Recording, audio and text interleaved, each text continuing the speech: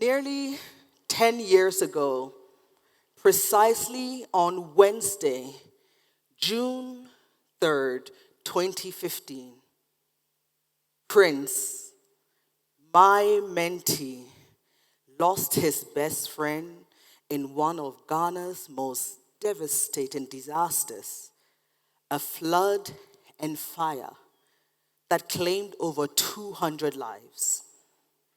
The flood happened because the drainage system was choked with plastic waste, and the fire erupted when the fuel station was engulfed by the rising waters. Prince's best friend was simply seeking shelter from the storm.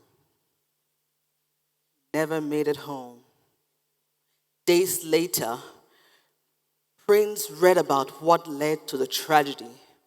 He knew he could not stay silent.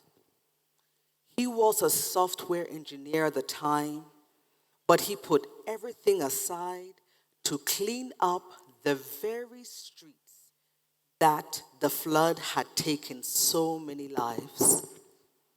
This small decision grew into Coliba, a recycling business that now operates in Ghana and Cote d'Ivoire. Today, Coliba employs over 134 people. It serves over 25,000 households annually and has recycled over 16,000 metric tons of plastic waste since inception. But here is the shocking part. Despite Coliba's impact, not a single African investor backed it. Coliba's funding came from Germany, Belgium, and a bank in Paris, not from the country and the continent we are working so hard to transform.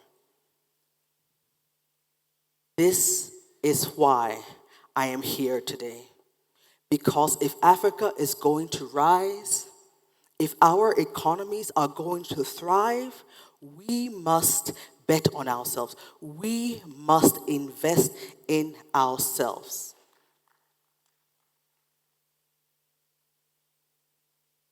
We cannot rely on outsiders to come and build the future we dream of. We Africans must bet on Africa. Let's talk about how. In 2010, I, Hannah Acquah, returned to Africa with the passion to contribute to Africa's growth after years living abroad. I believe that with the right strategies and with the right expertise, we could unlock Africa's immense potential. I founded the Knowledge Channel, also known as TKC, with the vision to help businesses thrive and scale. But I soon faced the hard truth. Access to local capital, access to local experts were the biggest barriers for businesses. Across industries from agriculture to tech, promising enterprises were stunted by the lack of funding. And the capital that did exist often came from foreign sources. The short-term objectives that didn't align with Africa's long-term development. I experienced single-digit interest rate whilst living in Europe and America. In Ghana, it's now close to 30%. A stark contrast, like day and night. I became obsessed with one question. Why aren't we betting on ourselves? Why is local capital not at the forefront of Africa's growth. The process of raising awareness and influencing policies to encourage local investors hasn't been easy. I encountered skepticism from institutions accustomed to traditional low investment or low interest investment. And I'm sure you can guess, real estate. I have spent countless hours engaging with policymakers, pension funds, and business leaders, advocating for policies to incentivize local investment. The progress has been slow, but every conversation, every increment, like every breakthrough, even incremental, fuels my determination to keep on going. Amid the challenges, there have been moments of unexpected optimism. In Ghana, for example, a pension fund has started considering investing in venture capital opportunities. I have seen young entrepreneurs receiving backing from Ghanaian investors who understand the nuances of the local market. In one particular opportunity and memory that stands out to me is a local agriculture business that receives funding from a Ghanaian investor that has now hired dozens of workers, has now expanded their operations, and has now increased yields. That has been significant. Witnessing this firsthand reinforced my belief that the potential for local capital to transform lives is the way forward. If you ask me if I'm succeeding or failing, I'll say both. Success is not linear. There have been wins, like policy shifts, but there have also been setbacks. Deals that fell through, policy decisions that took years to materialize. What keeps me going is my conviction that this work matters. We are planting seeds today for a harvest future generations will reap. Prince is one of the young entrepreneurs I have taken a bet on.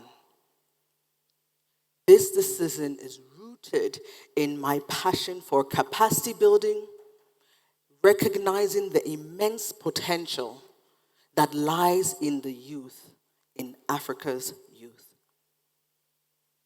For more than a decade, TKC Africa has witnessed extraordinary results.